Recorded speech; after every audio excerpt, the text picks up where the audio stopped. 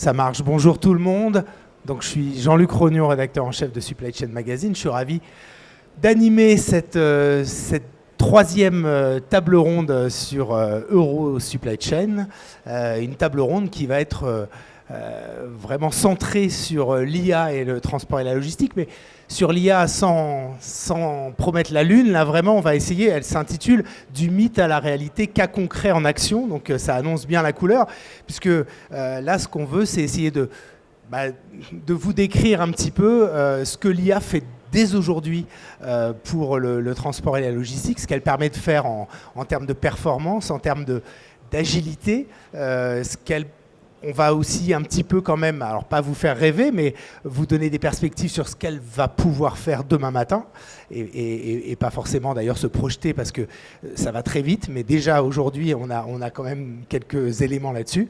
Et puis on va avoir, vous avez bien vu que c'est une table ronde, pour l'instant je suis tout seul, évidemment qu'il y a 5 intervenants qui vont pouvoir nous éclairer sur ce sujet, et donc pour démarrer, c'est pas de l'intelligence artificielle qu'on va leur demander, c'est de l'intelligence 100% humaine, puisque ce sont eux qui vont se présenter eux-mêmes dans un format un peu, alors je sais pas si on dit TEDx là, mais en tout cas un format un petit peu à l'américaine, on va dire, et donc voilà, je pense que ça va un peu nous dynamiser aussi dans cette dernière table ronde. Voilà, donc pour commencer, je vais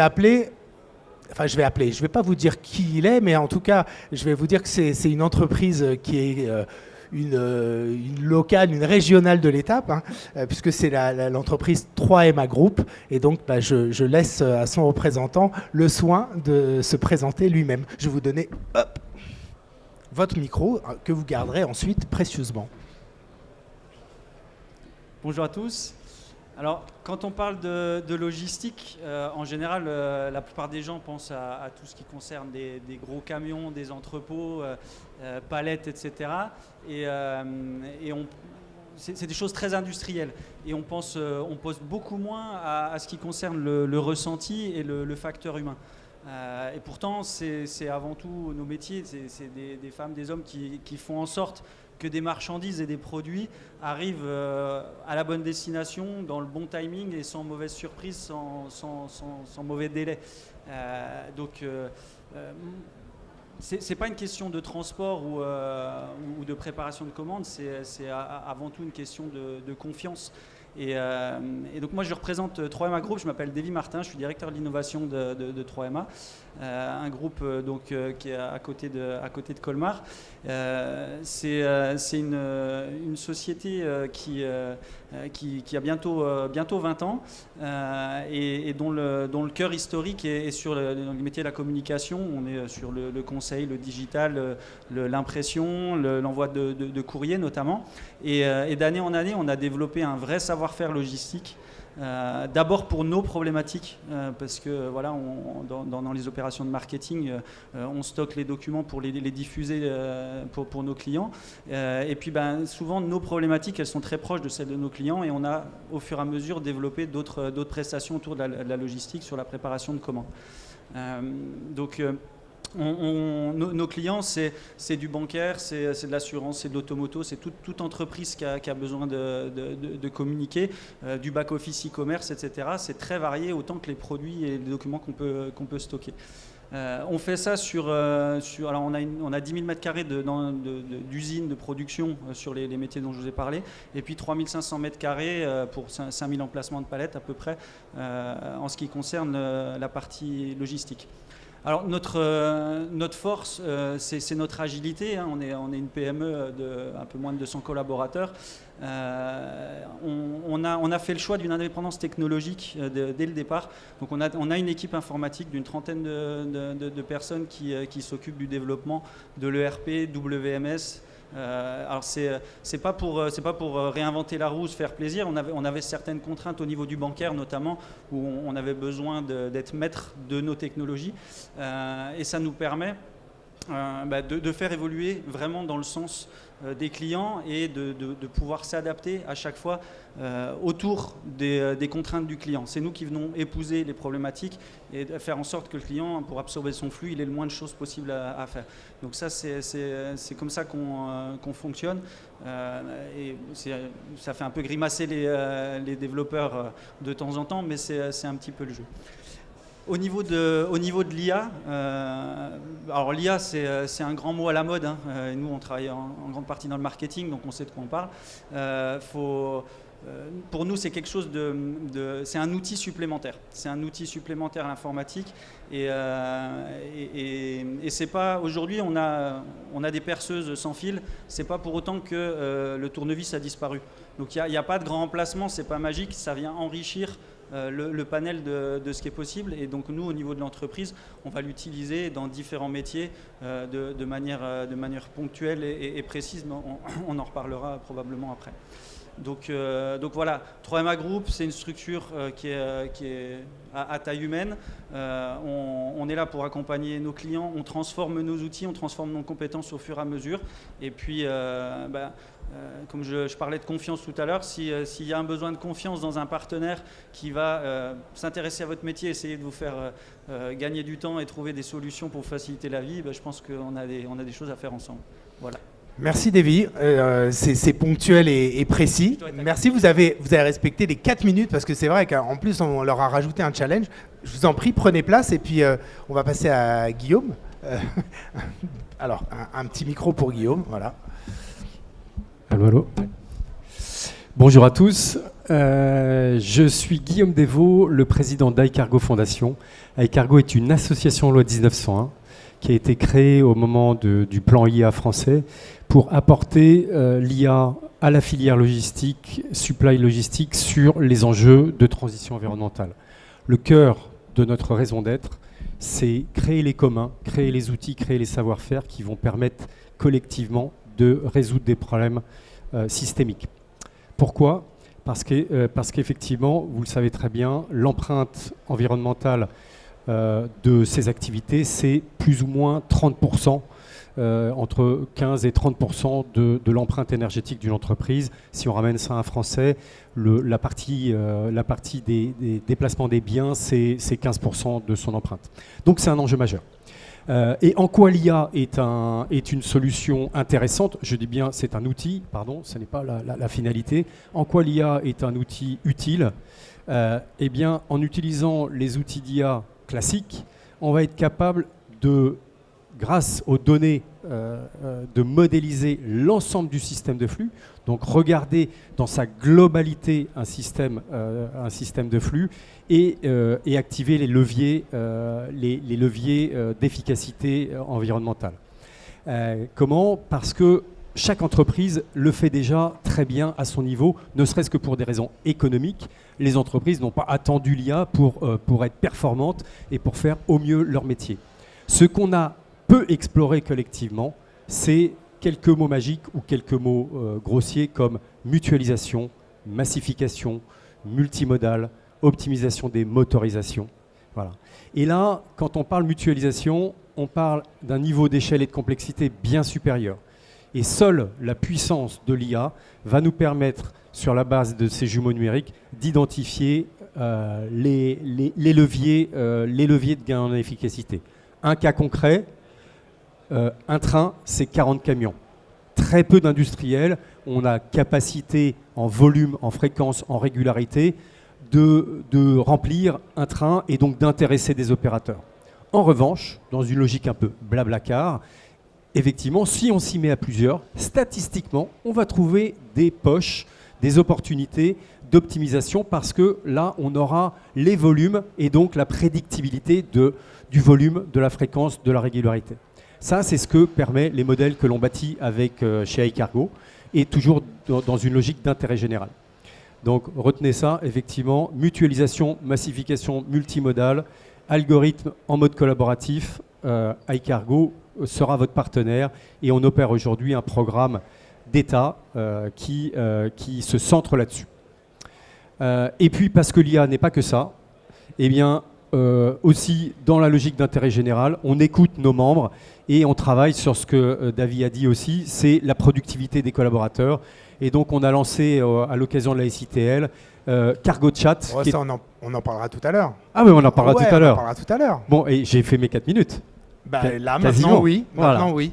Donc, c'est pas blabla train, hein, là, quand même. Non. Mais oui, bien sûr. Vous avez Voilà. tu as fait tes 4 minutes. Très bien. Donc, on passe. C'est un exercice difficile. Hein. On passe à Jean-Philippe. Bien, bonjour à tous. Donc, je suis Jean-Philippe Ladouès, directeur R&D transport et logistique de la société Acania. Donc, nous sommes un éditeur de logiciels basé à Limonest, à banlieue de Lyon et Toulouse notamment. Alors, je suis ravi d'être parmi vous parce que c'est vrai que je suis passionné par la technologie et la transformation des processus métiers par la technologie. Et pour le coup, avec l'IA, il y a matière.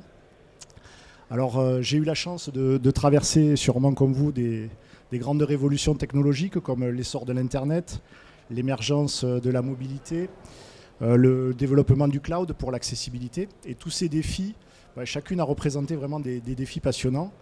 Et l'IA en est une nouvelle. Alors quand je me rappelle, lorsque j'étais enfant et que je regardais un de mes dessins animés de science-fiction préférés, c'était le Capitaine Flamme, il y avait ces deux héros humanoïdes, Krag et Mala, dotés d'intelligence artificielle, certes, mais qui se chamaillaient pour déterminer lequel était le plus humain. Et c'est vrai qu'aujourd'hui, l'intelligence artificielle, dans nos produits, on a commencé à la travailler avec ChatGPT. C'est vrai que ChatGPT, quand il est arrivé, ça a été une véritable surprise pour beaucoup. On a commencé à dialoguer de façon naturelle, à poser des questions, obtenir des réponses souvent pertinentes. Et c'est vrai que ça nous a permis, sur une IA qui n'était que cantonnée à des applications spécialisées, pour l'instant, de l'ouvrir au grand public. Aujourd'hui, je crois que c'est 400 millions d'utilisateurs de ChatGPT par semaine pour l'utilisation. Donc on voit bien que tout le monde veut utiliser l'IA. Notre approche de l'IA aujourd'hui, dans nos produits, c'est d'utiliser le modèle le plus adapté à chaque cas d'usage. Les produits, c'est juste... Tu rappelles, c'est la gestion du transport, là, c'est oui, le TMS. Tout à fait. C'est vrai qu'aujourd'hui, nous sommes sur le TMS et je vais parler donc du TMS iRoad, notre produit d'abord destiné aux TPE et PME. Alors, les tâches aujourd'hui classiques, c'est de dire, par exemple, pour une tâche simple comme résumer un texte, nous allons aller chercher un traitement, peut-être agent IA métier d'un modèle open source, à moindre coût. Pour des agents avec des tâches plus complexes à réaliser, nous utilisons des agents propriétaires comme ceux de OpenAI, de Google ou de Mistral AI, pour ne citer que. Et ça nous permet effectivement de naviguer entre performance et coût tout en restant flexible. Et si je devais résumer notre stratégie en 3 axes, d'abord des compétences internes.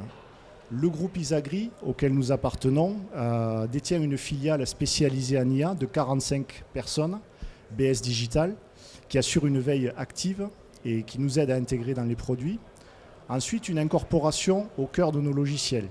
C'est-à-dire que l'IA, plutôt que de l'ajouter en surcouche, nous l'avons intégrée dans notre plateforme de développement, ce qui permet par exemple à nos développeurs d'ouvrir chacune de nos API aux chatbots, aux assistants, sans effort supplémentaire de développement. Capitaine, il vous reste 30 secondes. Et enfin, une vision à long terme, nous anticipons véritablement une montée en puissance des capacités de l'IA, une baisse continue des coûts, ce qui ouvre de nouvelles opportunités dont nous allons pouvoir parler lors de la table ronde. Merci Jean-Philippe.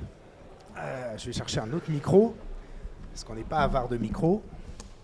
Et donc c'est Robert.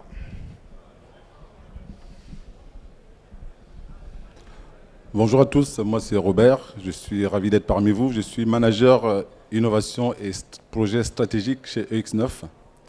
Alors EX9 c'est une start-up française, nous sommes basés à Paris et à Pau dans le sud-ouest, qui modernise la logistique en automatisant les déplacements des charges lourdes sur les sites logistiques. Nous le faisons avec des camions qui sont autonomes et électriques, issus de l'économie circulaire. Alors, il faut dire que pour les chauffeurs qui sont sur les parcs, c'est un enjeu important parce qu'ils doivent déplacer en manœuvrant des charges de 40 tonnes avec une précision de quelques centimètres. Une tâche qui est lourde, qui est répétitive, source d'erreurs, source d'accidents et parfois aussi de retard dans les chaînes d'approvisionnement. Alors notre solution, elle est simple et durable, c'est-à-dire que nous récupérons des camions de chez Renault Trucks qui sont électrifiés par notre partenaire Neo Trucks qui est en face ici et sur lesquels nous allons mettre une logique d'automatisation pour qu'ensuite ils aillent sur les routes et effectuer ce que nous attendons de faire.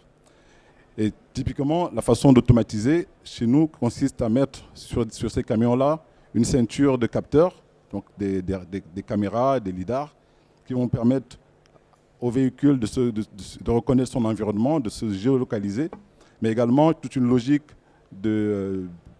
d'intelligence par des algorithmes qui nous sont propriétaires, que nous développons spécialement pour ces usages. L'ensemble donne une solution qui est 100% automatique, sans chauffeur, qui est opérable à partir d'une salle de commande qui est soit locale, soit à distance, pour planifier les missions et les suivre également. Alors notre solution est 100% automatisée aujourd'hui. Elle fonctionne sur des sites logistiques. Nous avons testé sur Liège, sur le port de Liège, et nous avons testé également chez DHL, qui prévoit de la mettre en œuvre sur 10% de ces sites. Alors, la solution répond à 3 grands enjeux: la pénurie de main-d'œuvre, la performance opérationnelle et la décarbonation. Et sur ces 3 enjeux, les résultats sont concrets parce qu'il y a forcément moins d'accidents, il y a de meilleures performances et il y a une diminution drastique de l'empreinte carbone. Notre solution est une solution clé en main dans laquelle nous prenons en charge l'étude du site, l'intégration à l'environnement existant, le déploiement des robots et l'exploitation au quotidien. Le modèle économique est simple et efficace, c'est-à-dire que les clients payent un abonnement mensuel, c'est un service en fait, et grâce à cet abonnement, ils ont un service qui est fiable et automatisé. En résumé, si je devais dire une seule chose, c'est que en choisissant EX9, vous éloignez vos personnels de la pénibilité et des risques, vous augmentez vos performances opérationnelles et vous réduisez considérablement vos émissions de CO2. Alors, chez EX9, nous travaillons activement à la logistique de demain et nous sommes prêts à accompagner tous les acteurs qui le souhaitent dès aujourd'hui dans la transformation de leurs opérations. Je vous remercie. Voilà. Ok, merci Robert. Je termine simplement, puisqu'il y a encore 10 secondes peut-être. Je peut-être. n'ai pas entendu que tu aies parlé encore d'IA, Voilà. c'est pour ça, mais je m'inquiète un petit peu. Voilà. Donc, pour ce qui concerne l'IA, j'y reviens. Donc, sur l'IA, nous avons des algorithmes donc, que j'évoquais tout à l'heure qui sont principalement déterministes, c'est-à-dire qu'en déplaçant des charges de 40 tonnes, il vaut mieux être précis dans les trajectoires. Mais pour autant, nous avons aussi des algorithmes qui s'appuient sur l'IA, sur les méthodes d'apprentissage automatique, machine learning, pour justement optimiser ces trajectoires, faire la détection de l'environnement, reconnaître les objets, et ainsi de suite. Donc, nous aurons l'occasion d'en parler en détail. Je dois juste terminer en disant que la semaine prochaine, mardi prochain, le 17 juin, nous aurons l'occasion de faire une démonstration live de notre produit en public à Cambrai, dans le cadre du salon e-Valley. Je vous remercie. Bon, c'est une intro et une conclusion là. Vas-y, je t'en prie. Et puis Maxime, donc 4 minutes pour nous présenter Spacefield. Oui, c'est assez simple, j'ai 4 minutes. Parfait, ça devrait le faire. Habitué au pitch, pas de problème. Je sais pas. Oui, simple, oui. C'est comme une chaîne logistique en quelque sorte. Tu bouger un produit ou un ensemble de produits d'un point A à un point B. Ce qui est plus complexe, c'est qu'on appelle ça une chaîne logistique. Une chaîne parce qu'il y a pas mal d'acteurs, parce qu'il y a pas mal d'échanges d'informations, parce que c'est beaucoup plus complexe que ça, finalement. Et nous, c'est ce qu'on essaye de faire chez Spacefield, c'est-à-dire gérer cette complexité. La complexité d'un nombre d'organisations différentes qui doivent parler les unes entre elles, un nombre de personnes dans ces organisations qui doivent partager de l'information, et surtout des systèmes informatiques qui sont liés à chacune de ces informations, qui sont gérés par chacune de ces personnes, et qui communiquent souvent très très mal entre eux. Chez Spacefield, ce qu'on fait, c'est un éditeur de logiciels qui crée des solutions qui permettent aux entreprises de mieux collaborer ensemble, aux personnes de partager de l'information, et aux systèmes de mieux communiquer entre eux. Alors c'est hyper large ce que je vous dis, de manière extrêmement concrète. On a plusieurs produits. Un premier qui est ce qu'on appelle une tour de contrôle collaborative. Comment on permet, quand on travaille avec plein d'acteurs dans sa chaîne logistique, d'arriver à partager de la visibilité, d'arriver à partager des actions, d'arriver à partager des tâches et leur réalisation. La deuxième, c'est un middleware. Un middleware, c'est un nom très complexe pour dire quelque chose d'extrêmement simple, c'est une multiprise informatique. Comment est-ce qu'on fait pour qu'un système qui est connecté avec 10 autres puisse arriver à recevoir et à transmettre de l'information de manière simple? Troisième système, qui est un système de collaboration autour de la prise de rendez-vous. Prise de rendez-vous transport, il y en a pas mal. On se différencie en étant une solution extrêmement simple, j'ai envie de dire, par rapport à d'autres qui sont beaucoup plus complexes. Et enfin, dernière partie, c'est la partie intelligence artificielle. C'est comment est-ce qu'on aide à la gestion de tâches complexes, comment est-ce qu'on introduit des solutions IA, soit propriétaires, soit du marché, que vous connaissez tous et que vous utilisez tous, on les introduit pour arriver à automatiser un grand nombre de tâches. Comment est-ce qu'on arrive à automatiser, ou à tuer plutôt, la double saisie d'informations, que je pense dans le monde de la logistique, on passe un bon paquet de temps à faire. Comment est-ce qu'on arrive à automatiser des échanges d'informations ou de la prise d'informations entre des interfaces humaines d'un côté, donc des personnes qui parlent, et de l'autre côté, des machines qui doivent recevoir de la data extrêmement structurée. J'ai tenu le temps ? Parfait. C'est parfait parce Merci beaucoup. Non mais tu peux prendre place. Justement, je vais rebondir parce que là, tu nous parles de l'IA. Donc ça y est, on va rentrer dans le vif du sujet. Déjà, merci beaucoup parce que vous êtes tous prêtés au jeu. C'était pas si évident que ça. Hein. Et voilà, vous avez tous respecté le timing. Tu disais sur l'IA, ça permet de simplifier, d'automatiser la saisie. Juste pour bien clarifier, Spacefield, c'est aussi donc vous adresser aux prestataires logistiques, par exemple, qui ont eux-mêmes des outils informatiques, des WMS, des TMS, etc. Et finalement, vous faites la connexion entre tous ces outils pour finalement donner à l'utilisateur, aussi à leur utilisateur, une vue unifiée. C'est un peu ça une vitrine digitale, l'objectif. Ouais. Et donc l'IA, aujourd'hui, ça vous permet de quoi? Parce que ça fait déjà 1 an que vous avez un produit sur l'IA. Un produit d'IA, oui. Explique-nous un petit peu ce que ça permet déjà aujourd'hui pour les utilisateurs. Parce que c'est pas du rêve là. Hein. Non, mais c'est de l'IA appliquée. On n'a pas essayé de réinventer la roue, on a juste essayé de trouver des cas d'usage très concrets à mettre dans les mains de nos utilisateurs. Donc tu l'as très bien dit, certains de nos clients sont des prestataires logistiques qui vont avoir autant de manières de travailler avec leurs clients que de clients, parfois, puisqu'ils vont devoir s'adapter un coup à un document PDF de format A, un coup à un document PDF de format B, un coup à de l'EDI, un coup à un fichier Excel, un coup à un email pour recevoir toutes les informations. Bah nous, ce qu'on va faire, c'est qu'on a intégré au sein de notre outil de visualisation et de collaboration des fonctionnalités d'IA qui vont lire les différents documents et les prendre tels qu'ils sont pour les transformer en données dans le WMS et dans le TMS du prestataire logistique. Il y a de plus en plus d'éditeurs de logiciels, dont Akanea, qui font ça de manière intégrée à leurs outils, mais il y en a beaucoup d'autres qui n'ont pas la capacité de le faire. Et il y a toute une foule d'outils. Donc nous, la manière dont on le fait, c'est comme on agrège la donnée, par-dessus cette agrégation de données, cette multiprise, on va appliquer ces modèles. Et donc là, il y a déjà du recul vis-à-vis des utilisateurs. Ça donne quoi sur cette... finalement, éviter la double saisie, Ouais. Concrètement, c'est quoi comme on comme dort mieux la résultat? nuit. on passe peut-être 5-6 heures de moins à faire de la double saisie et peut-être 5-6 heures de plus à parler aux clients, à interagir avec les autres équipes, à faire du projet à forte valeur ajoutée plutôt qu'à faire de la double saisie. Donc on a aussi un job au quotidien qui est quand même plus intéressant parce qu'on va quand même éviter 90% de temps de saisie. Et puis je dirais pas que l'IA fait pas d'erreur, ça c'est pas vrai, il y a beaucoup d'hallucinations, on en parlera tout à l'heure, mais quand on fait bien les choses et quand on n'attend pas de la magie, on arrive à éviter presque 99% des erreurs qui auraient été faites à la main dues à la fatigue ou à plein d'autres choses. Ça reste sous contrôle, c'est-à-dire qu'on va remplir ou bien c'est complètement automatique et on rentre les données directement dans le WMS. Bah, en fait, il y a un apprentissage. Il y a un apprentissage, mais quand on parle avec des gens et qui découvrent l'IA, qui ne sont pas forcément matures sur ces sujets-là, eux, ce qu'ils voient, c'est on prend un fichier, on le met dans un moteur IA et hop, magique, ça ressort. Bon, ça, on peut le faire, mais il y aura des performances qui vont être de l'ordre de 60-70% maximum de véracité. Peut-être un peu plus, parce que de toute façon, tous les 3 mois, il y a une nouvelle version d'un nouveau moteur qui est un peu meilleure que la précédente. Mais la réalité, c'est que derrière, il faut quand même le combiner avec d'autres technologies, qui sont des technologies qui vont nous permettre d'aller chercher de la véracité. Toutes simples, hein. Il y a des technologies d'OCR, des technologies de templatisation. Enfin, il y en a plein qui permettent d'aller chercher cette performance et un peu moins de magie, certes, mais au moins ça fonctionne. Parce que le risque, c'est au début, on rentre dans l'IA, plein d'entrain, plein de confiance, ça va être génial. Et finalement, après 2-3 jours d'utilisation, on dit ouais, mais ça fait chier, ça n'a pas marché sur ces 2 commandes, alors qu'en fait, ça a marché sur les 200 autres.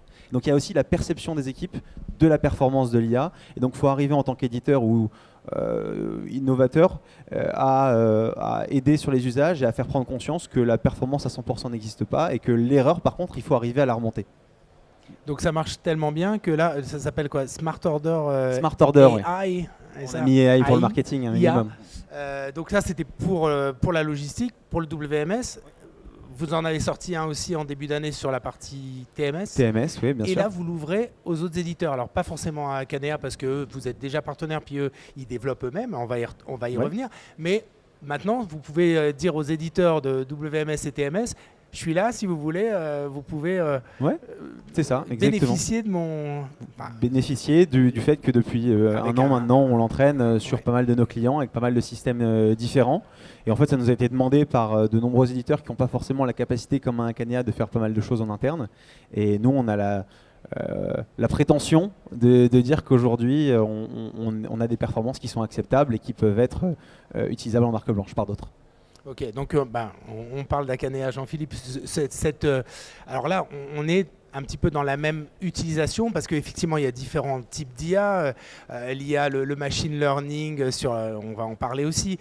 Donc vraiment des algorithmes qui permettent de l'auto-apprentissage, etc. Ça fait déjà quelques années qu'on commence à l'utiliser, en tout cas à imaginer les cas d'usage en supply chain. Par contre, l'IA générative, c'est quand même relativement plus récent, ça fait quoi, peut-être 2-3 ans. Là aussi, chez Acanea, on utilise l'IA générative aussi à des fins de simplification, d'automatisation. Qu'est-ce qu'on imagine d'autre? Je vais le décrire un petit peu. C'est vrai que malgré ces quelques limites, l'IA excelle dans le traitement du langage. Aujourd'hui, extraire des données d'un texte non structuré pour identifier des informations clés comme des dates, des lieux, des marchandises, des personnes dans le sens client, expéditeur, destinataire, c'est quand même assez fort. Et donc aujourd'hui, nous arrivons dans un texte par un simple copier-coller à identifier toutes ces informations. Et Maxime le disait, donc il y a à la fois les hallucinations, la pertinence, mais aussi la performance. Donc de notre côté, nous nous adaptons aussi à l'IA. C'est-à-dire que nous pensons nos API en raisonnant, alors sans rentrer dans le technique, avec des ChatGPT 4o mini, peut-être moins pertinents mais moins chers par rapport à un 4o, pour aller chercher effectivement le bon compromis entre la pertinence et la performance pour qu'il y ait une adoption, parce que rapidement, ça peut être laissé de côté, ça ne marche pas. Donc on est véritablement sur ce premier cas d'usage, c'est la création automatique d'un ordre de transport avec une tunnelisation. Déjà, j'ai repéré les informations clés que je disais et je viens compléter.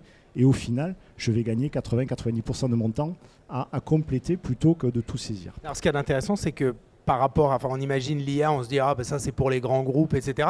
C'est que là, votre démarche chez Acanea, c'est au contraire pour l'utiliser sur le TMS que vous dédiez aux PME, aux TPE, tout d'abord des PME. TPE, PME, ouais. Mais c'est vrai que nous avons la chance de nous appuyer, je le disais tout à l'heure, sur BZH Digital en introduction, mais aussi avec notre société sœur Security qui est certifiée PDP pour un deuxième cas d'usage qui est l'ossérisation des factures fournisseurs qui nous permet à la fois le pointage et le rapprochement. Donc c'est vrai qu'on a la chance de pouvoir multiplier les synergies, que ce soit avec des partenaires extérieurs ou au sein de notre groupe.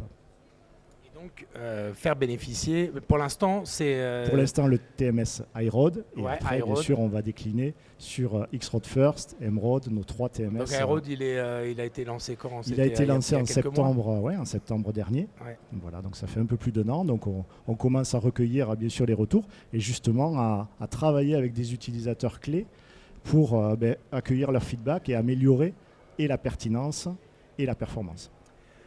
Ok, on va rester chez des éditeurs. Alors, vous n'êtes pas vraiment éditeur, mais à la fois, si, quand même, éditeur d'outils en interne chez 3MA Group, puisque vous avez dit, vous êtes à la fois presque, enfin, vous êtes logisticien pour vos clients aussi, parce que dans votre cœur d'activité sur la communication, vous gérez aussi un certain nombre de produits pour vos clients, de goodies, de tout ce qu'on veut.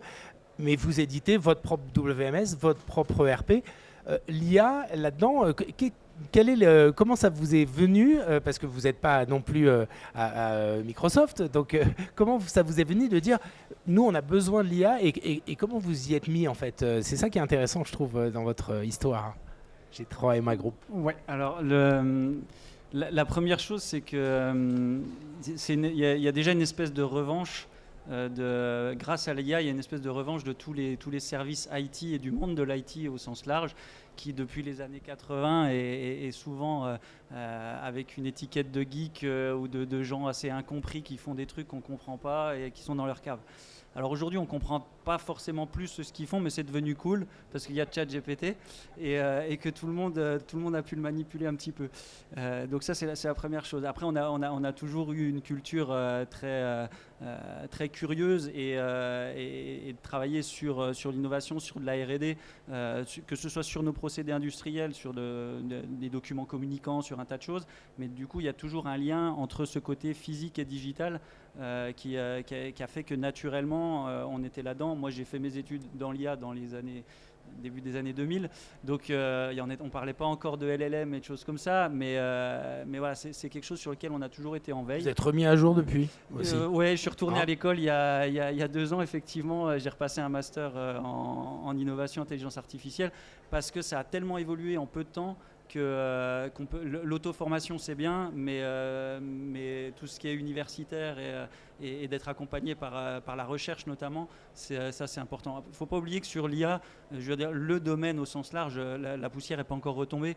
Il y a des choses qui apparaissent tous les jours. C'est la première fois dans l'évolution et dans les révolutions technologiques que le monde professionnel s'approprie aussi vite des sujets qui ne sont pas encore stabilisés au niveau de la recherche.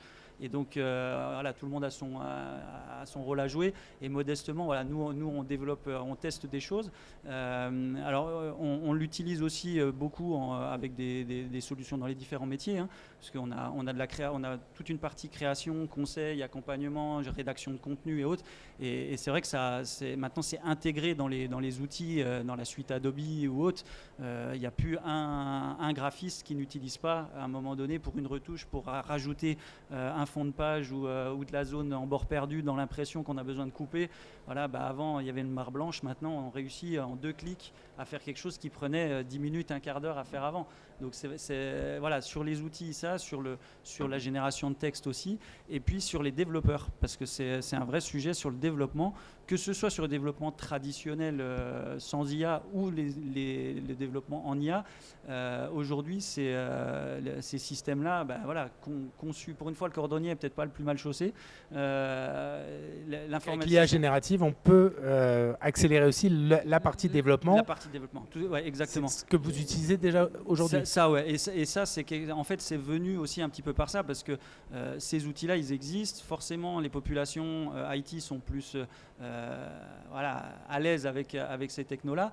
Alors, à l'aise pour aller travailler avec, méfiant plus que la moyenne. Ça, c'est aussi souvent ce qui se passe, mais c'est là que c'est intéressant. Après, c'est la population les compétences IA sont pas les compétences informatiques traditionnelles non plus. Il faut faire attention parce que l'IA, c'est un nouveau domaine qui croise beaucoup de choses, qui croise de la data, qui croise et il faut pas croire que tout informaticien peut faire. Vous avez des data scientists chez vous alors? Alors là, on se fait plutôt accompagner. On a data analyst, on n'a pas de data scientist. Après, il y en a qui le font modestement, mais de profil pour l'instant, non, c'est pas quelque chose qu'on a encore. On n'a pas encore d'équipe dédiée. Vous êtes accompagné, c'est quoi? C'est un prestataire, c'est un prestataire avec lequel on travaille là, qui est spécialisé parce que ça demande de la compétence quand même, qui est pas nécessairement, qui apparaît pas du jour au lendemain comme ça. Donc on a de la formation sur les gens d'informatique qui doivent monter en compétence sur ces sujets-là.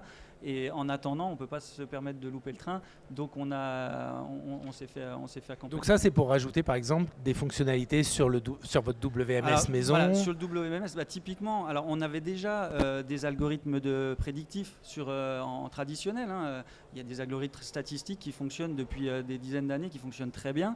Maintenant, l'IA, elle permet d'aller plus vite, de croiser plus de données, de travailler sur la série temporelle pour aller observer des choses qui sont plus fines. Et ça, les algorithmes traditionnels ne le permettaient pas.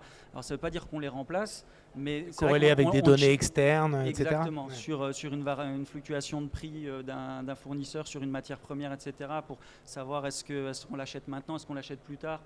Voilà, il y a des choses, il y a beaucoup de choses à faire par rapport à ça. Ok, et juste une remarque, vous avez bénéficié aussi d'un espèce de diagnostic IA, c'est quoi? Parlez-nous un petit peu. Ça a accéléré un peu les choses ça a permis de déclencher, d'amorcer un petit peu les choses. C'est dans quel cadre? C'est la BPI France, c'est le programme pour France 2030, où il y a l'IA Booster, etc. Alors maintenant, ils ont beaucoup moins de sous qu'avant.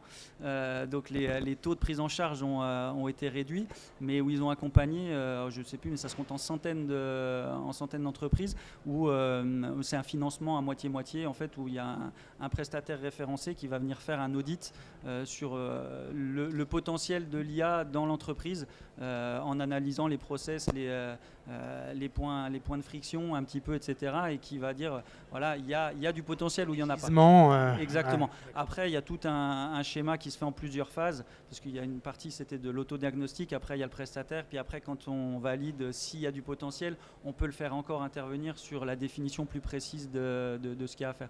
Mais voilà, ça a permis de... Ça vous a permis de mettre un peu toutes les choses à plat et de savoir après sur quel et d'avoir un regard externe. Parce que le regard externe, il est super important sur des choses comme ça, où on a souvent les œillères et nos biais de nos activités, de nos métiers, et d'avoir quelqu'un qui prend un peu de hauteur, ça permet d'orienter le choix pour faire le bon démarrage. Ok.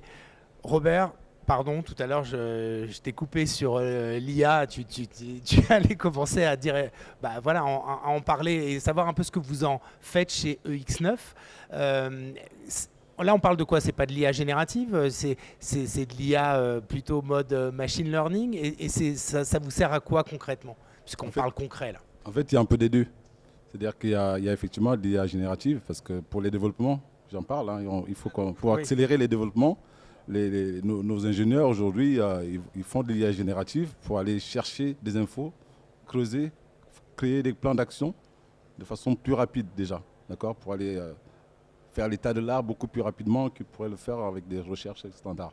Ça, c'est le premier point. Ensuite, sur la partie purement opérationnelle, nous faisons de l'IA, je parlais tout à l'heure de la détection des objets. Parce que notre robot a besoin de savoir où il est, de reconnaître son environnement, de reconnaître qu'il y a un piéton, un panneau de signalisation, un camion, enfin, peu importe. Donc, on va l'aider à apprendre ces objets. Ça reste dans une cour, une cour. Nous, ça reste dans un site. Voilà, on est sur des sites fermés, pour être précis. On est sur ce qu'on appelle des parcs logistiques qui sont fermés et qui peuvent faire des milliers d'hectares, ceci dit. Hein. Mais bon, milliers de mètres carrés, pardon. Par contre, on est quand même sur des sites fermés. Donc, on a besoin de reconnaître ces objets. Donc, nos caméras vont capter tout un ensemble de flux. Et ces flux-là vont être passés par notre machine d'IA pour justement identifier ces objets et entraîner la machine pour faire des corrélations. Pour des corrélations avec des objets. Donc c'est-à-dire ça, c'est effectivement un objet, ça c'en est un autre, etc. Et ça permet à la machine de reconnaître dans ces objets et de remonter au moteur de contrôle la prise de décision. Est-ce qu'on s'arrête? Comment est-ce qu'on réagit vis-à-vis de tel ou tel objet qu'on a croisé sur le périmètre, quoi. Et dans ce cadre-là, il y a aussi, pour préparer aussi, pour simuler les interventions avant d'aller chez le client, il y a un volet jumeau numérique. Là aussi, l'IA est utilisée. Je vais revenir dessus juste après. Avant ça, il y a aussi la partie trajectoire. Parce qu'on a besoin d'avoir des trajectoires très, très, très précises. Parce que nous faisons par exemple ce qu'on appelle la manœuvre du couplage automatique, c'est-à-dire aller chercher la remorque. Voilà, c'est-à-dire que le tracteur va s'empiler en fait de façon très S'encastrer, précise ouais. sur, Ouais. sur le kingpin donc de la remorque. Et ça aussi, on va faire des simulations, on va faire des calculs automatiques pour cette trajectoire-là, quoi. D'accord. De la même façon qu'on va imaginer, là, il faut qu'on connaisse l'angle de la remorque, par exemple, par rapport au tracteur. Enfin, tout un ensemble de techniques comme ça qui permettent d'optimiser ces trajectoires. Maintenant, pour revenir à la partie jumeau numérique, nous nous en servons beaucoup parce que avant d'aller chez le client, je disais tout à l'heure qu'on fait un service clé en main. Donc l'étude du site consiste à aller sur le site, identifier les paramètres qui sont spécifiques à ce site-là et ensuite les ramener dans nos simulateurs, donc à travers un jumeau numérique qui va le permettre d'anticiper en fait les scénarios possibles sur le site en question. Donc ça permet par exemple de tester notre modèle au-delà de sa capacité pour voir comment est-ce qu'il pourrait réagir si on passait d'une cadence de, je dis n'importe quoi, 100 manœuvres à 200 manœuvres, comment est-ce que le système réagirait, quoi. Donc tout ça, c'est des choses que nous faisons en amont, avant d'aller chez le client, ce qui permet de rassurer aussi, de rassurer à la fois le client et nous-mêmes, parce que bon, c'est quand même mieux de savoir qu'on part sur quelque chose qu'on a déjà testé, même si ce n'est pas à 100%, mais avoir un indice de confiance qui est plus élevé. Et ça aussi, c'est l'IA qui le permet. Tout à fait. Ok. Bah donc justement, on va parler. On parle de jumeaux numériques aussi à iCargo Foundation. Alors c'est des jumeaux numériques pas appliqués à l'échelle d'un entrepôt ou d'une tournée de camions. C'est vraiment au niveau macroscopique là. C'est ce que tu disais tout à l'heure. Dis-nous pourquoi quand même qu'on touche du doigt. Pourquoi là il faut l'IA pour faire ça, alors que sinon on s'en sortirait pas, pour massifier, là, on va parler du projet Appel d'air dont iCargo Foundation est le fer de lance. C'est votre projet. Il y en a plein d'autres. Vous faites plein d'autres projets avec l'IA appliquée, mais bon, celui-là, il est bien enclenché. Il y a du concret. Dis-nous un petit peu pourquoi aujourd'hui il n'y a que l'IA qui peut nous aider dans cette démarche-là. Très bien. Donc, pour que vous compreniez bien, le programme Appel d'air, qui est porté par l'État, qu'on opère, a pour vocation à inciter notamment les chargeurs, transporteurs, commissionnaires à travailler sur la logistique mutualisée. Donc ça veut dire qu'on travaille à un niveau d'échelle où la complexité du système est telle qu'on parle de milliards de combinatoires. Et donc pour résoudre cette complexité, on va aller dans un champ de l'IA qui est un peu moins sexy que l'IA générative, qui est l'IA à la papa. Certains disent même une partie de ce qui est utilisé n'est pas de l'IA, puisque ça s'appelle de la recherche opérationnelle. Donc en gros, c'est des maths, et c'est assez déterministe. Mais vu le niveau de profondeur, de possibilités, faire de l'aéro toute seule, on n'arriverait pas à résoudre le problème. Ça mettrait en temps de calcul des centaines d'années. L'aéro, c'est recherche opérationnelle. Pardon, la recherche opérationnelle. L'aéro. Et donc, on va utiliser là de l'intelligence artificielle de type machine learning et deep learning pour en fait avoir une logique floue et explorer les branches les plus prometteuses. Un peu comme le jeu de Go, là, le fameux joueur de Go qui avait réussi à battre les meilleurs joueurs parce qu'il n'explorait pas toutes les possibilités, il avait des stratégies, et ça c'est vraiment de l'IA, c'est-à-dire qu'il a appris tout seul. Donc là on utilise des algos où en fait dans un champ des possibles infini, le moteur va apprendre tout seul les meilleures stratégies. Et ça on fait ça avec l'école des ponts, avec le laboratoire de l'école des ponts qui est un des 5 labos au monde qui sait faire ça, mixer la recherche opérationnelle et l'IA et arriver à des résultats qui tournent en quelques secondes ou quelques minutes. Donc ça, c'est le premier champ et c'est le gros de ce qu'on fait. Mais les résultats, juste pour bien comprendre concrètement, un résultat, ça veut dire quoi? Ça veut dire qu'un chargeur... Un résultat, c'est quand tu prends des plans de transport, tu vas arriver à trouver, on va dire, les 20, 30, 50 flux qui pourront être massifiés en multichargeur. Ça, c'est sur le côté flux. Et on commence à introduire avec l'école des ponts la partie network design. Ouais, parce que c'est bien, c'est très théorique ce qu'on fait. Hein. C'est du planning. Hein. Mais demain, on veut que ça passe à l'échelle. Et donc, pour passer à l'échelle, il va falloir rentrer dans le monde réel. Le monde réel, c'est où sont les entrepôts, où sont les zones intermodales, quels sont les gabarits exacts des véhicules. Donc là, on travaille sur des algos qui vont prendre les flux, qui vont prendre les stocks au sens mathématique des stocks, hein, pas au sens de la référence unique de votre stock. Et on regarde comment on peut construire un système qui va éclairer et dire voilà où il faut mettre les flux, voilà où il faut mettre les stocks. Et notamment, le ministère, ça les intéresse parce que planification de l'économie française, où est-ce que je pousse? Où est-ce que je mets des friches industrielles? Voilà. Donc c'est là-dessus qu'on travaille beaucoup. Et puis pour rester sur le côté quand même un peu plus sexy de l'IA générative, dans ces sujets-là, on en met aussi parce que, comme ça a été dit par Maxime, tout ça à la base, le matériau de base ou le carburant de base, c'est de la data. Et la data, c'est énormément de travail très laborieux. Et donc, on va récupérer les données auprès des transporteurs, des TMS, des chargeurs, des ERP, des opérateurs. Ils vous les donnent, toutes ces données? Alors ça, c'est ce qu'on a à peu près réussi à faire avec iCargo en tant qu'association, c'est que les gens nous les ont donnés. C'est ce que personne ne croyait. Ouais. Et ça, on a réussi à le faire. Donc aujourd'hui, on a plus de 3 millions d'ordres de transport au niveau pan-européen et on commence à répondre à des questions assez intéressantes. Mais donc du coup, là, on a travaillé sur de l'IA générative, un peu comme Maxime l'a dit, pour simplifier et automatiser tout ce qui va être l'ingestion de la donnée, enlever tout le travail rébarbatif. Et en gros, vous avez vu les chats GPT, machin, vous lui donnez un texte en français, vous lui dites faites-le-moi en swahili, ça marche plutôt pas mal. C'est pas aussi simple parce que les entraînements sont pas aussi simples, mais on le fait aujourd'hui sur de la translation de données entre des ordres de transport d'un type vers un mode normalisé. Donc ça, c'est là où on applique l'IA générative dans nos usages. Et puis le troisième, parce que malheureusement le temps va me manquer. Toi, tu vas donc je vais chanter le truc. Ouais. À la demande de nos membres, ils disent ouais, ChatGPT tout ça, mais on n'y comprend pas grand-chose. Donc on a lancé un chantier où pour faire simple, retenez un truc.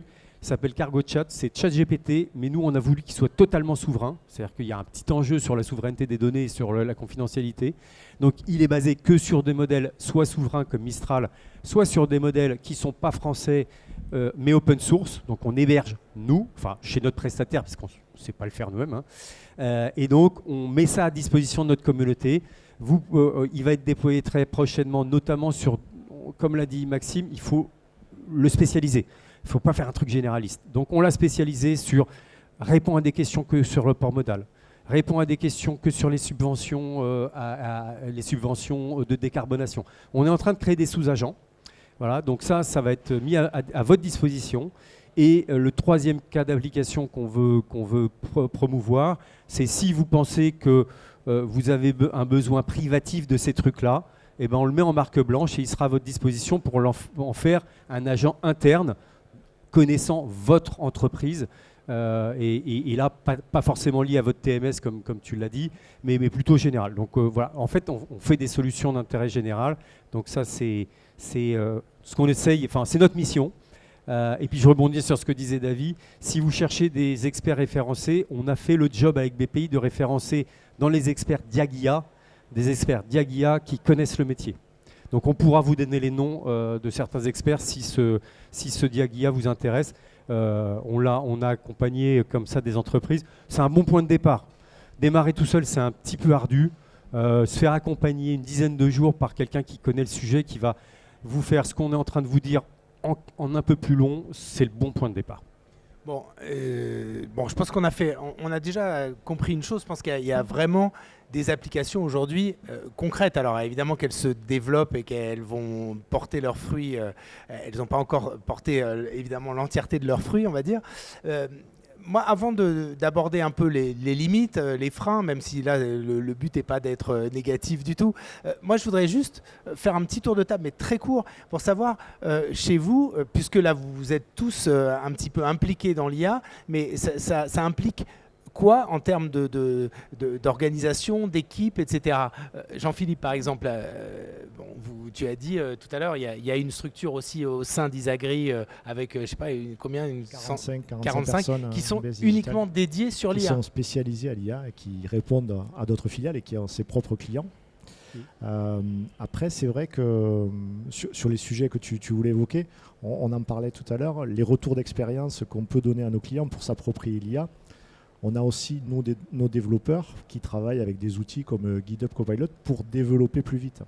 Donc l'appropriation de l'IA au sein de l'entreprise, quand les clients nous disent mais comment on peut se l'approprier, on essaie de donner modestement nos retours d'expérience. Alors, ils sont transporteurs, ils sont logisticiens, nous sommes éditeurs logiciels, on n'est pas sur les mêmes populations, mais pour autant, on voit que de se l'approprier au quotidien, saisir toutes les opportunités, c'est super important. Et donc nos développeurs, on a commencé sur la base du volontariat. Qui est-ce qui veut une licence GitHub Copilot? super, il y en a 2-3, ça fait des émules aujourd'hui, il n'y en a pas un qui s'en passerait. Parce qu'il fait ses tests unitaires plus rapidement. Des développeurs augmentés ensuite. Exactement. Il y voit tout son intérêt et non pas le remplacement. Et on se pose la question, est-ce qu'on peut être remplacé par l'IA ? Donc c'est vrai que cette partie appropriation, elle est super importante au quotidien. Et j'incite tous les transporteurs et logisticiens à saisir toutes les opportunités avec les outils qui existent de se l'approprier. Après, on parlait de la confidentialité. C'est vrai que c'est important cette partie-là. On va l'aborder après. Moi, je veux juste là, je vous pose la question à tous sur la structure, voir un peu, parce que je pense que c'est la question aussi qu'on peut se poser, se dire ouais, mais l'IA c'est peut-être pas pour moi. Mais en fait, déjà j'ai l'impression quand même qu'il y a un côté écosystème, on n'est pas tout seul dans son coin, on essaie de travailler avec un certain nombre. Là, l'exemple, Guillaume, sur la partie, le laboratoire des mines, etc., c'est ça. Ouais. Mais ça, c'est pour des sujets très compliqués. Pour le quotidien, comme tu le dis, moi, je vais devoir vous quitter, je suis désolé, c'est pas très poli, mais je vous donnerai juste un conseil, apprenez en marchant. Les entreprises qui disent c'est pas sec, on va attendre que ça se stabilise pour qu'on y aille, vous serez mort en fait. Ça va trop vite. Donc, on n'est pas obligé de se lancer dans des projets pharaoniques qui vont coûter des centaines de milliers d'euros, voire des millions. Apprenez en marchant, utilisez des champions dans les boîtes, c'est hallucinant. En fait, quand vous posez le sujet sur la table, vous allez voir émerger des gens qui sont cachés, qui ne sont pas les leaders de l'entreprise, mais qui vont devenir en fait des champions. Et c'est eux qui vont tirer les autres.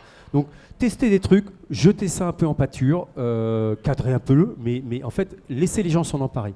Ok, Davy, je vous quitte, merci. Tu as un champion dans ta des structure. En fait, il y en a plein partout, parce que on voit que, et on a tous ce phénomène-là, et il y a pas mal d'articles qui sont parus récemment en plus, sur le fait que de toute façon, les gens, même si l'entreprise elle permet pas ou elle met pas à dispo chacun se débrouille avec des outils perso, avec les risques de confidentialité que ça peut générer, etc. Donc, et c'est là où, pour moi, il faut pas focaliser sur la force de frappe ou le côté techno et le jargon IA. C'est vraiment quels sont les cas d'usage, les problématiques du quotidien des gens, c'est ce qui est pénible. Et à partir de là, on regarde quelles ressources il faut mettre en face, comment on se fait accompagner, et est-ce que c'est une solution qui est déjà éditée, est-ce que c'est un truc open source qu'il faut mettre un petit peu à sa sauce et on intègre des ressources, ou est-ce que ça part dans la recherche, voilà, parce que c'est quelque chose qui n'existe pas, il faut créer des modèles, les entraîner. Et c'est seulement là qu'on parle de techno et de tout ce qu'on met autour.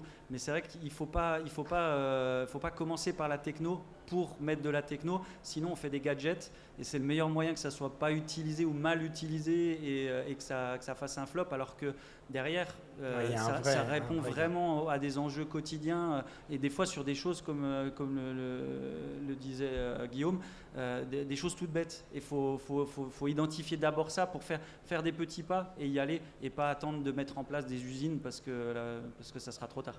Ok. Robert, chez EX9, il y a quoi? Il y a des data analysts, il y a des data scientists, il y a quoi comme nous, on est une start-up, donc on n'a pas beaucoup de ressources. Par contre, on est une start-up deep tech, c'est-à-dire qu'il y a beaucoup de profils très tech chez nous. C'est-à-dire qu'il y a la moitié, 5 personnes qui sont uniquement tech. Sur ces 5 personnes, il y en a 2 qui sont IA et puis robotique. Donc ils sont interchangeables en fait entre IA et robotique.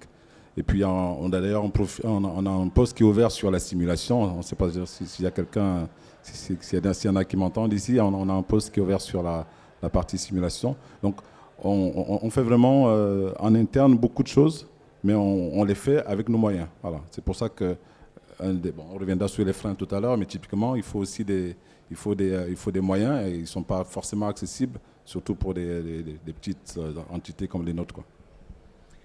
Maxime, juste, moi j'aimerais bien revenir toujours sur cette question-là, mais tu disais aussi en préparant cette table ronde que finalement l'investissement que vous avez fait chez Spacefield, il y a des choses que vous avez vues évoluer à une vitesse vertigineuse. Vous auriez pu vous en passer, enfin cela dit, vous avez beaucoup appris, mais c'est ça comment on fait après pour suivre cette accélération de l'IA et comment on la gère avec les outils qui sont sur le marché?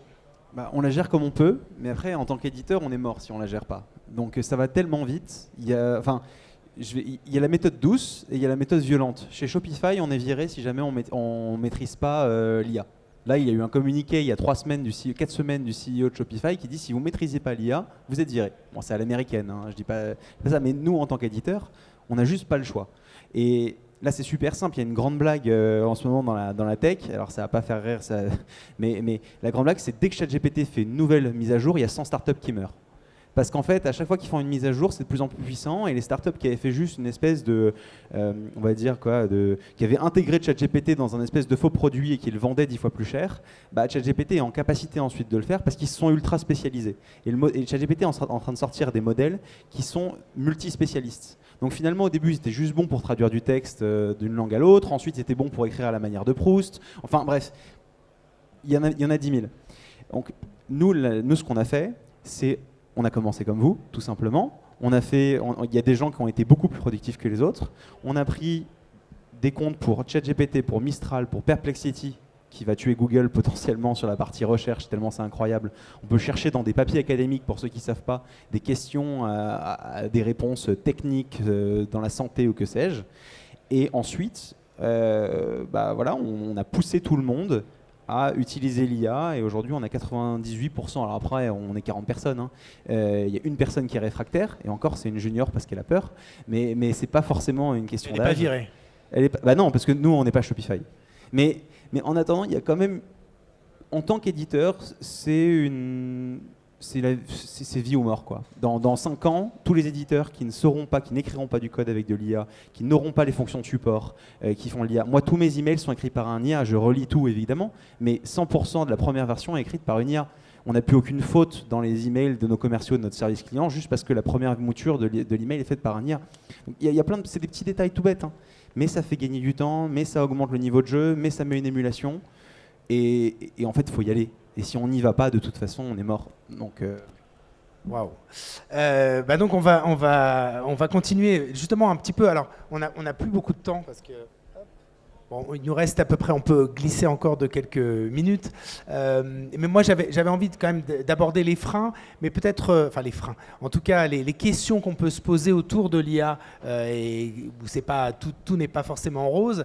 Donc, mais là, peut-être que je vais vous laisser choisir vraiment un point chacun sur ce qui vous semble aujourd'hui encore un petit peu problématique ou en tout cas vous donner un début de solution vis-à-vis de ça, parce que si on veut lister les freins, voilà, il y a les histoires des hallucinations, la confidentialité des données, la sécurité et évidemment le côté appréhension de perdre son job, même si chez les développeurs on a l'impression que voilà, on a passé un cran parce que les développeurs se rendent compte que ça va plutôt améliorer, augmenter leur capacité plutôt que les remplacer. Jean-Philippe, si tu devais choisir... Si je peux choisir, ouais. Peut-être 2, rapidement. Déjà un, et puis après... La confidentialité, c'est vrai que c'est des questions que nous posent les clients au quotidien. Il y a 3 axes sur la confidentialité. Déjà, nos hébergeurs historiques, que ce soit Accenture ou Exanet, sont certifiés ISO 27001, ce qui démontre leur engagement à mettre tous les moyens pour la confidentialité. Ensuite, le deuxième axe, c'est nous engageons à utiliser des modèles qui contractuellement nous garantissent la confidentialité. Si parce qu'on n'a pas parlé de tout ça, mais l'IA, derrière, il faut beaucoup de données et il faut ouvrir quand même des vannes. Ouais. Voilà, il n'y a pas quelque chose qui peut s'échapper. Et la troisième, c'est que dans nos conditions générales de vente, quand nous travaillons sur des données clientes, comme l'évoquait tout à l'heure, Cargo AI, nous garantissons l'anonymisation des données. Voilà, donc ça, c'est les 3 axes pour la confidentialité, pour rassurer nos clients. Et donc, je m'arrête là et je laisse pour... Ouais, on reviendra peut-être si on en a d'autres. Mais... Alors, moi, je dirais qu'il faut bien prendre en compte une chose, c'est que la plupart des projets, ils restent à l'état de projet. Et c'est un peu le constat qu'on fait aujourd'hui dans les développements. Il y a beaucoup de tests, beaucoup de... Comment passer à l'échelle, quoi. Ouais. Et il y a peu de projets qui rentrent en production. Donc ça, il faut le prendre en compte. Et souvent c'est une problématique de données. Alors pas sur le sujet confidentialité, mais sur la disponibilité, la fiabilité dans le temps. Parce que quand on est dans la phase projet, la phase de preuve de concept, on prend le temps, on les manipule bien, on les choisit et on montre que la techno fonctionne. Donc c'est pas un problème technologique. La solution, on l'a. Mais après, dans le temps, dans l'opérationnalité Au quotidien, du terrain, c'est un peu différent. la disponibilité des données, s'il n'y a pas en fait une vraie démarche de gouvernance qui existait avant, elle ne se met pas en place de fait parce qu'il y a de l'IA. Et c'est même pire que ça, c'est que du coup, il y a le sujet de la maintenance derrière et dans le temps, parce que là, on parle de la mise en œuvre du projet, mais tous ces sujets d'IA, enfin, il y a une bonne partie des sujets d'IA ont une nécessité d'être mis à jour avec des données fraîches pour que les résultats sur lesquels on va baser nos décisions soient à jour par rapport au contexte actuel. Et c'est la différence avec un développement classique où quand on le fait, on sait qu'il donnera toujours la même réponse. Sur de l'IA, ça va varier dans le temps et si on ne met pas à jour avec des données fraîches, donc il n'y a pas de réentraînement et tout, et c'est là que c'est important d'être accompagné ou de savoir qui le gère, et ben on a un système qui va devenir de moins en moins performant. Et ça, à l'investissement, il faut bien imaginer que ce n'est pas juste le coût de départ, c'est aussi dans le temps. Si on veut l'outil, il va avoir un besoin en termes de données et tout ce qui va autour de cette donnée pour l'avoir à disposition, la maintenir et qu'elle soit à jour. Il ne faut pas se laisser avoir par une sorte de mirage qui dirait l'IA, elle va tout régler, y compris les problèmes de la DSI sur les données. On est loin d'un Jarvis Iron Man ou 2001 d'Odyssée de l'espace, quoi. Voilà, il faut bien penser qu'il y a un coût quand même et qu'il faut lui donner à manger en données dans le temps. Bon, Robert, là, je pense que toi, tu peux vraiment nous parler aussi. EX9, c'est quand même des